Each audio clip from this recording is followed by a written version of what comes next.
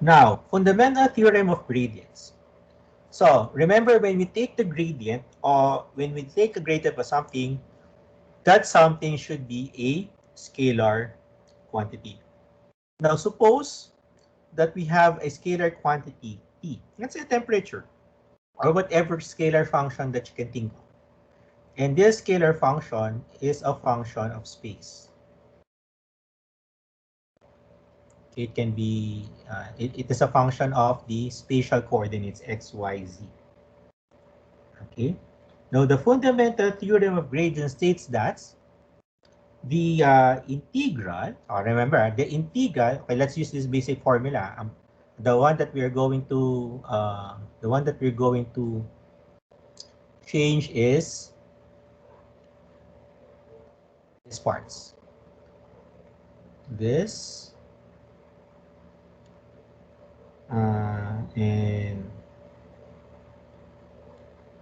this part, this whole part, and this part, and then this part. Sige, lagyan natin muna ito. Okay? Okay, fundamental theorem of gradients. So let's try to construct this fundamental theorem of gradients. So using this general pattern, so we have an integral. Okay. Now, we can take the gradient of this function. Okay, fundamental theorem of gradient states that the integral of the gradient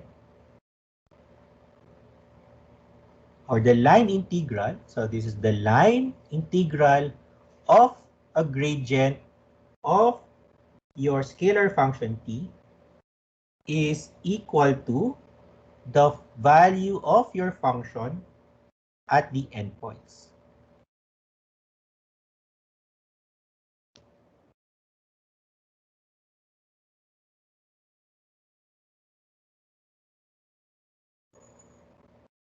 Okay?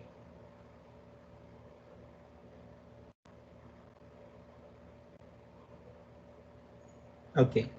Now, the gradients have line integrals that are path independent as shown here. Because remember, if for example,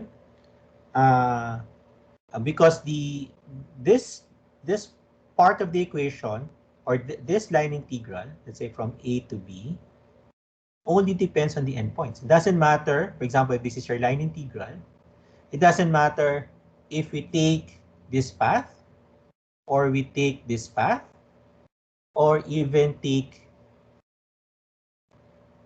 this path. What's important here is the value of the function at this point and at this point. Okay, so that's what I mean when I say gradients have line integrals that are path independent. So therefore, if we take the closed integral or the closed line integral of the gradient of some function, this is equal to 0. Because remember that for a closed integral, for a closed line integral for that matter, the endpoints will be the same. So that means the value of your function t will be the same at both at the ends of a closed loop. So that's why the closed integral of a line integral will be 0. Okay, and we're going to use this information as we go along in this class. So please do remember this.